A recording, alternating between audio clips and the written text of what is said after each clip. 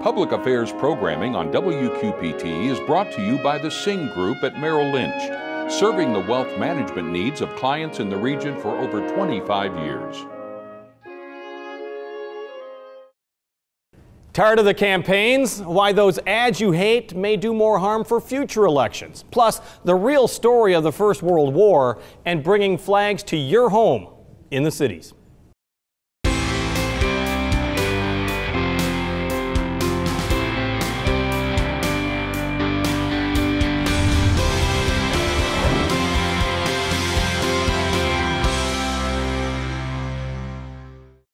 A new documentary telling the story of World War I is coming to WQPT this month. Why it's a war that should not be forgotten. Plus, bringing patriotism to your front lawn. How you can get a flag flying for special times all year long. But first, drawing the campaign of 2018 to a conclusion. Finally, right?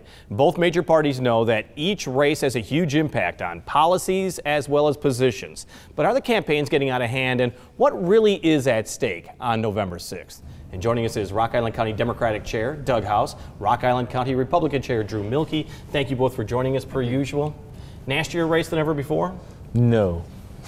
Why do you say that? Politics has never been beanbags, as they say. I never heard that. Yeah, politics isn't beanbags. You can go back even to Lincoln's election, and there were many. You know, at that time it was primarily newspapers, sure. Of course, but the attacks were quite personal and quite deep, both on him and his wife. And Thomas Jefferson and John Adams, you can go even further back than that. You know. But has it, I mean, is that just an American tradition, or do you think it has a bit of a chilling effect on the electorate? I think you're absolutely right. If you go, the Lincoln Museum, they've showed the history of how politics are not pretty.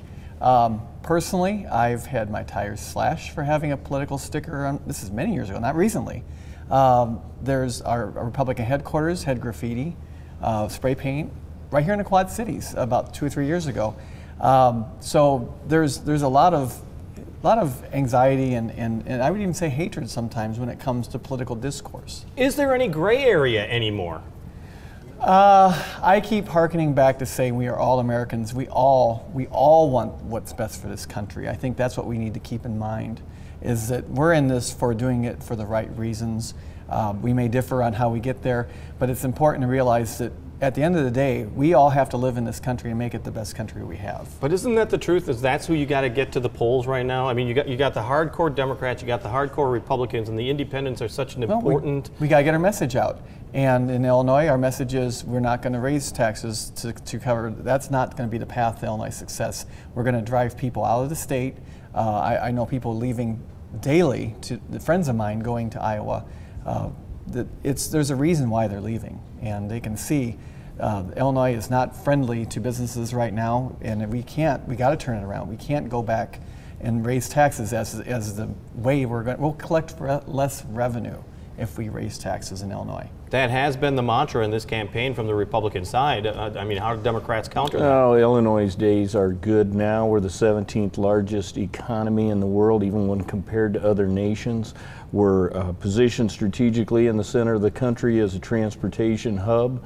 We haven't had a good salesman for the state of Illinois in 4 years. Haven't had anyone talking positively about our state. There are a lot of good things happening within the state.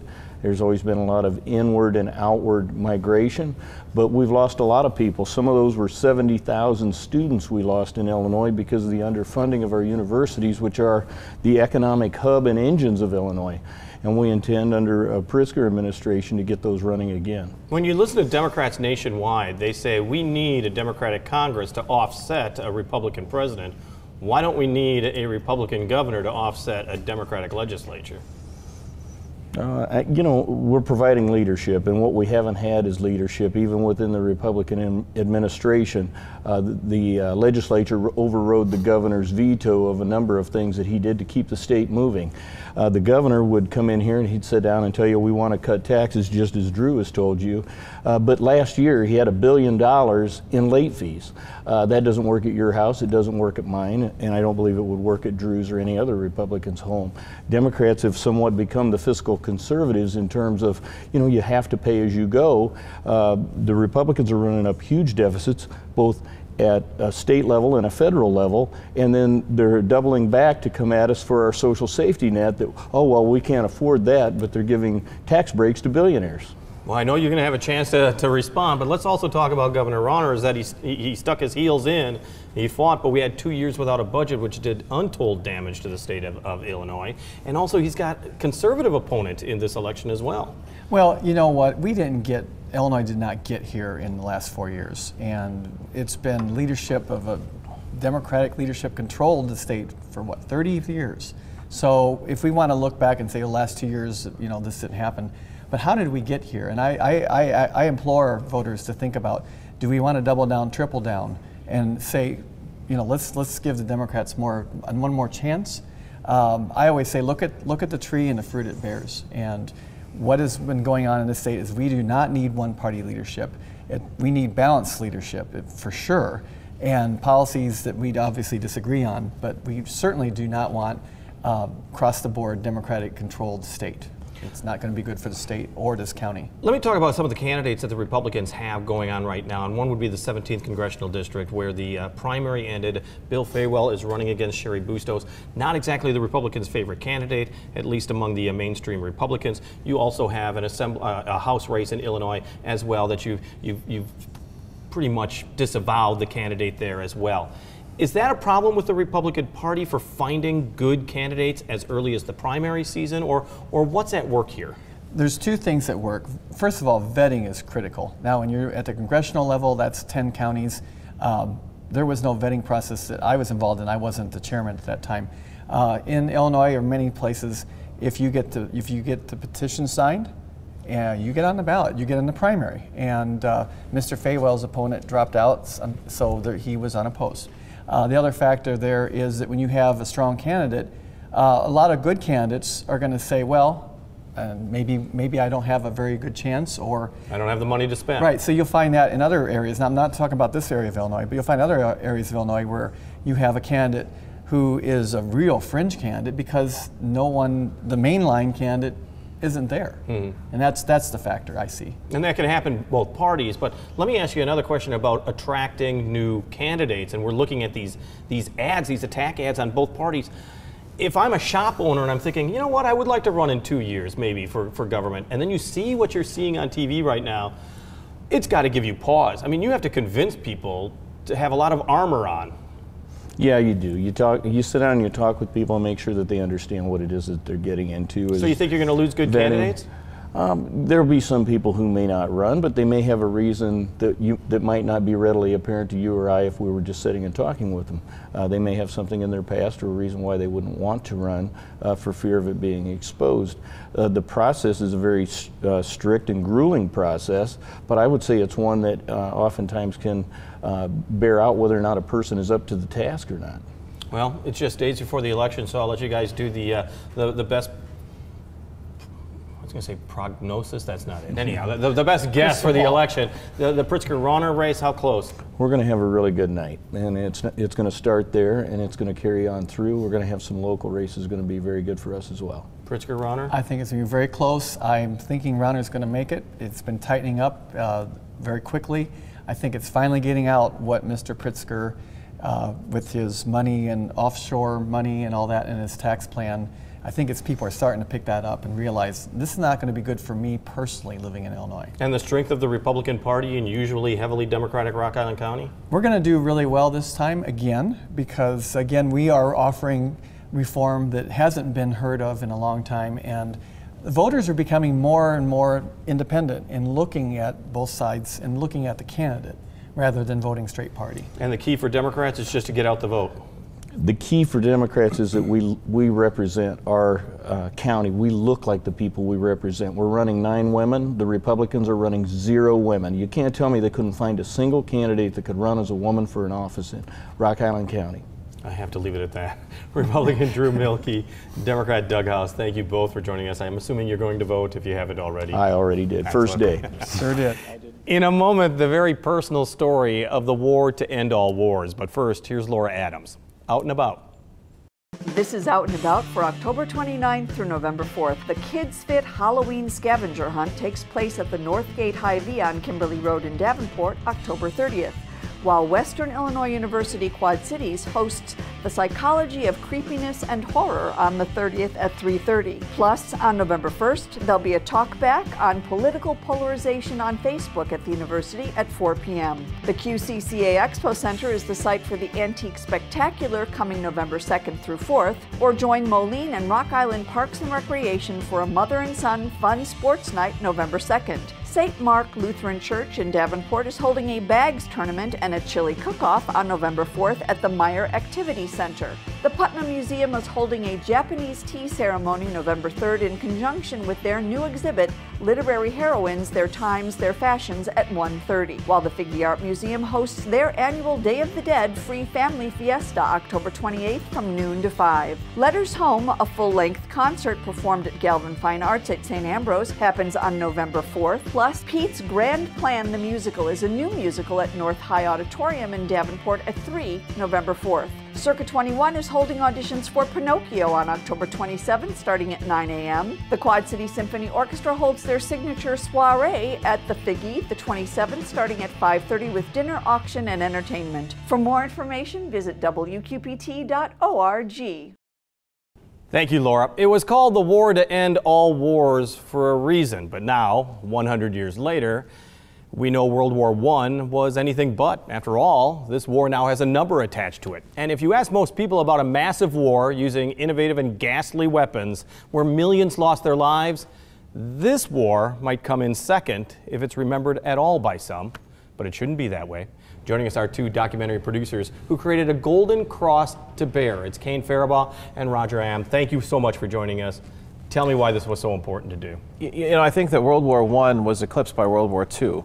And this is the 100th anniversary. This is the commemorative year of this major event, which was essentially the transition of warfare for the world, basically. And when all of this was sort of gestating, we had done a documentary in 2015 about Roger's father in World War II, which led us to understand more about his grandfather, Gustav Am, who served in the 33rd Division, which was the Illinois National Guard unit that went to serve over in France, fighting in World War I. So Roger, being from Illinois, having a grandfather who fought in the 131st Infantry Regiment of the 33rd Division and didn't know anything about it, I thought was maybe the perfect vehicle by which we could tell the story of almost every soldier through the prison of somebody who didn't know anything about it, learning all about it for the first time. And Roger, that's what's so important for a documentary, is to find that single nugget, that one person, to personalize something as massive as a world war. You must have learned an awful lot, but what do you also hope that other people learn? Well, I hope it draws attention to that great event, and brings attention back to it, where it belongs. We only had 3 pictures of my grandfather to start off with to start this journey, and so it took a lot of research and a lot of work with some great historians that helped us along the way. Yeah. Well, as you were saying, you started with World War II. You're going backwards to World War I. Totally different feeling? I mean, because it was a totally different war as far as putting this documentary together? For me, it was a personal journey, both with my father during World War II and my grandfather in World War I. So it was pretty emotional to be able to walk the footsteps that my father and my grandfather did. But, as far as the difference, between the two, my grandfather had a very small part in the war. I mean, both my father and grandfather were, just kind of everyman soldiers. They didn't do anything really extraordinary, but they were there, they did their service, and they came back home, and so I think... Which is an important thing to sort of understand, too. I mean, the people that we're documenting are really your grandfather, my grandfather, the viewer's grandfather. This was somebody who might have been drafted, might have served, probably did so quietly, didn't receive the Congressional Medal of Honor or the Distinguished Service Cross. No, expected it. No. Right, but came back, probably was emotionally traumatized by what they had seen or suffered from dramatic post-traumatic stress disorder. So Roger's grandfather in this instance was severely gassed, almost died, took 3 months of recovery in a hospital in France before he came home. They didn't talk about this. That's another challenge. Not only is there only 3 pictures, there's no narrative. There's no written story about how we're going to be able to piece all of this together. Everybody's gone. Everybody's dead. That's right. There's no living eyewitness. Well, tell me a little bit about the concept that you split this into 5 parts. It's not a one big mega documentary. Right. Why did you decide to make it episodic? Well, because maybe Roger talks a lot in the documentary. But no, actually, Roger had never left the country before. Yeah. So in order for us to tell the story, because we didn't have a lot of visual material, we thought, well, you have to retrace the battlefield, or retrace the battle on the battlefield, walk in the footsteps of your grandfather. And so when we were doing that, we had about maybe 10 days in France, of which we did a solid filming for 10 days. And Roger's in trenches, he's in cemeteries, he's actually on the physical battlefield where his grandfather was gassed. Yeah. All of it lent itself to a longer project than just an hour-long documentary. And because the attention span of a viewer is not going to last through a 4-hour-long one documentary, I thought, what is an interesting way for us to tell this story, maintain the subject matter that we have, but make it compelling. And the way to do that is to actually do 5 half-hour episodes. Well, Roger, let's talk about one of the battles, because when we think of the most costly battles in U.S. history, I immediately think Civil War. Right. But it was interesting. The bloodiest battle was during World War I. It was the Mouzon. 95,000 wounded, 26,000 killed. Yeah. And that was one of the things that I discovered. I had no idea. The only things that I knew about World War I were things I picked up in history books. I had read one novel, and that was about the Red Baron when I was a kid. But I really didn't know much about World War I. But the Meuse-Argonne offensive was the most deadly battle that Americans have fought in any war that they've been a part of. And World War I was such a different war from all the other wars. Yeah, so growing up, my own great-grandfather served in the 28th Division, and so I've grown up reading his memoir of his experience in World War I, so I was able to know exactly where he was. So I knew that he saw, these airplanes flying overhead, fighting each other. He also saw balloons that used to go up, his observation balloons. He talked a little bit about the combat he saw. He was a stretcher bearer who had to pull, wounded off the line and bring them back to the field hospital. So I actually he witnessed that, but the thing that was most remarkable for me from my great-grandfather, he came from a farm in Pennsylvania in which he was using a horse-driven wagon to put hay onto, is transported out of that farm in Pennsylvania over to this battle in which there's mechanized tanks, mechanized infantry, gas warfare, airplanes flying overhead. He talks about all of that, and I had to imagine when I was reading his own documentation of that, this must have been so dramatically different from where he came from. That's also Roger's grandfather's story. He's a farmer in Pontiac, Illinois. He's also in the same circumstance. He's been drafted. He's brought out of this rural area of Illinois and sent across the world to fight in what is essentially the transformation of war forever. Oh, Roger, tell me, what do you hope that the viewer gets away from, takes away from this? Well, I guess awareness of World War I, bringing it back into the forefront, especially since it's the 100th anniversary of the signing of the armistice. Correct, and so I think that's the main point of the documentary series, is to bring it to the forefront again and to draw attention to some of the things that happened during that time that were important to our history. And in a way to say that there's more than one greatest generation, I would think as well. Yeah, absolutely. And again, too, like I said, World War II eclipsed what happened in World War I, but this is definitely the moment for us to step back, remember, reflect, learn, and honor them. Thank you so much, gentlemen. I really do appreciate it. It's Kane Faribault, Roger Adams. Thank you so much for joining us. Yep. And you can see WQPT's premiere broadcast of A Golden Cross to Bear on Sunday, November 11th at 8. That is, of course, Veterans Day and the 100th anniversary of the signing of the armistice. The first episode, A New Kind of War, airs at 8. The second, A Roadmap, at 8:30, right here on WQPT. In a moment, patriotism brought to your front yard. But first, our artist spotlight shines on musician Tony Hepner. It's Heart to Heart, recorded at the Black Box Theater in Moline.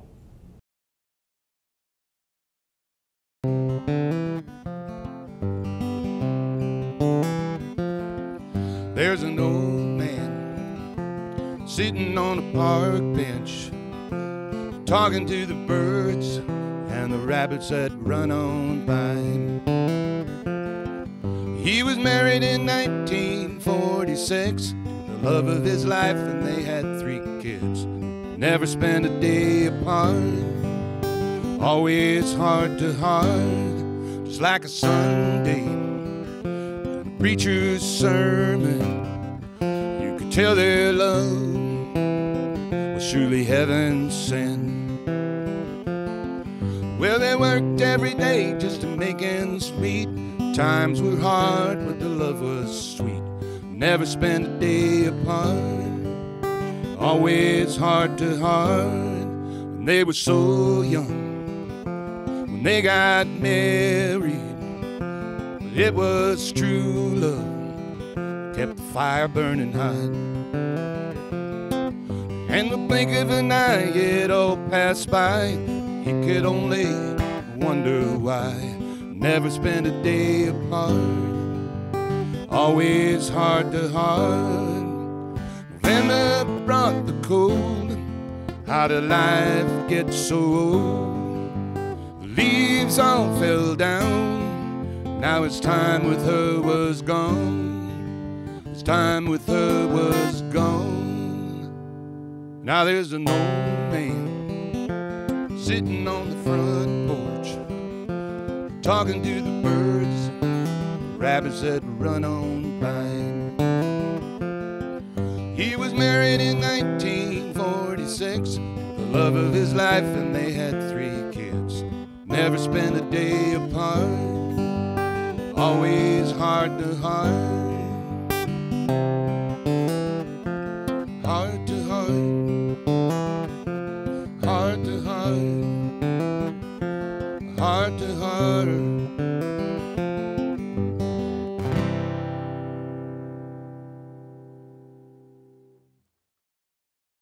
That's Tony Hepner, Heart to Heart. Each major holiday, from spring through fall, the Breakfast Optimist Club in the Illinois Quad Cities is making sure patriotism is alive and well. This year, the group continued its own Avenue of Flags program, providing the setup and takedown of American flags in your own yard. And joining us is Bob Clancy with the Breakfast Optimist Club. Thanks so much for joining us. You bet. Thanks for having us here, Jim. It's a great idea, and other communities are doing it. So tell me what the service is that you offer for not only Veterans Day, but the major holidays throughout the year. What we wind up doing is offering to folks, both for home and business. We have a number of businesses also that support the program. What we wind up doing is putting a receiver in the front yard that the flagpole goes into. Which is just a little pole. It is. It's just and you can mow over it. 15-inch long pipe that we drive down into the ground so that you don't have a problem mowing over it. We put a little rubber cap on the top so the puppy dog or kitty cat doesn't get their paw stuck in it.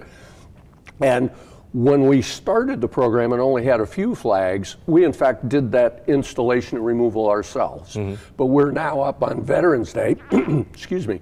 On Veterans Day, we're going to be putting up 724 flags as of today. Now, let's be honest. I mean, this is your second year of doing it. Yes. How many did you have the first year? The first year we finished with 396. So you doubled it. Yes. What does that say to you in a way? There's still lots of opportunity out there. Lots of folks want to show their patriotism. Lots of folks also want to help the community, which is what we're about. We're a service club. We wind up using the money for a number of different activities in the communities. And I want to talk about that specifically, but let me get back to the actual placing of the flag. So you put the, as you call the receiver, basically, in the ground. It's sunrise to sunset. I don't have to do anything. It is. No, you don't. And that's another thing that people like. Oh, yeah. Because our installer groups, our mission is to get them out from dawn to dusk. And the installer groups, fortunately, we haven't had a lot of rain on the days that we've done it, so we haven't had to deal with wet flags, which is another issue. But the installer groups have done an excellent job of getting out early in the morning. A lot of those are teenagers from the various groups that we've got working with us. So some of the adults that are involved say the hardest part is getting the kids up before dawn I believe that. to get out and put the flags in. But when they do it, they get that same sense of community and patriotism, and so we've gotten really positive feedback from our installer groups. And we were talking is that you might have a house or two that has a flag, but when you have a whole neighborhood, what a sight that is. Yeah, we have a number of neighborhoods where we've got better than 50% participation, and if you can get 20 of them in a row, it really looks nice. We have the first couple of neighborhoods that we started in were 12th Avenue in Moline. We have good representation there, and River Drive in Moline. Oh, very nice. Which we also wind up putting them up. The marathon committee asked us to put them up along River Drive for the running of the marathon. Well, it's nice. Those are two busy streets that people get to definitely see it. Yep, they are. Now, tell me a little bit about where the money goes, because before you even do that, sure, I want a flag. What do I do? Yep. Well, you can contact us. The easiest way to do that in today's internet is to just Google breakfastoptimist.com, and it'll get you to our website. There's a link on there that you can click on. Very easy. And print off a flyer just like this one and mail it in. It's $45 a year for those 5 flag holidays during the year. And then let me go to the obvious question, is where does the money go? Because you are a youth organization. We are. That is our whole focus. And we wind up, well, first of all, out of that $45, $20 goes to the installers. So they get $20 per flag. So needless to say, if you've got a route that's got 100 flags on it, you can make $2,000 for the year. You got to sell a lot of peanuts or or frozen pizzas or car washes or whatever to do that. The other thing that the installers like about it, the youth groups, is that it only takes about an hour and a half in the morning and about an hour and a half at night. And so the rest of their holiday is still available for them to do family activities. So. And they get one certain area. Yeah, that's right. We try to get them as close together as we can, but we go all the way from Hampton to Rock Island, so some areas are a little more spread out than others. And once again, I mean, this is a good time for somebody who's interested in this, and the program also exists in Davenport as well. We should point out that other cities do it as well. Now's a good time to start thinking about it all for next year. Exactly, yeah, we've finished up for this year, but we'll be starting in the springtime to solicit new customers. We'll also be sending out after the first of the year a reminder to folks to thank them for participating this year and reminding them that they can sign up anytime they want for next year, which the customers like the program because last year we had over 95% of the people renew. And I can see why. It's just such an easy way to show your patriotism every year. It is. One other thing, as long as I have you here, is tell me a little bit about the organization, how somebody can join it, and the youth programs that you do support. Yeah, the youth programs that we support are, some of them are national and international through Optimist International. There are some scholarship programs for an oratorical contest and an essay contest, those kinds of things, but the majority of it is local. We support a number of programs like shoes and coats for kids in the wintertime. We wound up donating money to the Black Hawk Area Special Education, the new playground that they built. For special needs. Folks come and say they have a need, and we try to meet those needs. So a lot of different things in the community that we wind up doing. One last pitch. All you have to do is Google breakfastoptimist.com. Thanks so much, Bob. You bet. I appreciate it. Thank you, Jim. Nice appreciate to see you. it very much. Nice seeing you. And just a reminder, we invite you to see WQPT's premiere broadcast of A Golden Cross to Bear on Sunday, November 11th at 8. It is an Illinois-produced documentary centering on one family's World War I experience, and we're airing it on Veterans Day. This year, that's the 100th anniversary of the signing of the armistice, ending World War I. The first episode, A New Kind of War, airs at 8. The second, A Roadmap, is at 8:30, right here in WQPT. On the air, on the radio, on the web, and on your mobile device. Thanks for taking some time to join us. We talk about the issues on the cities.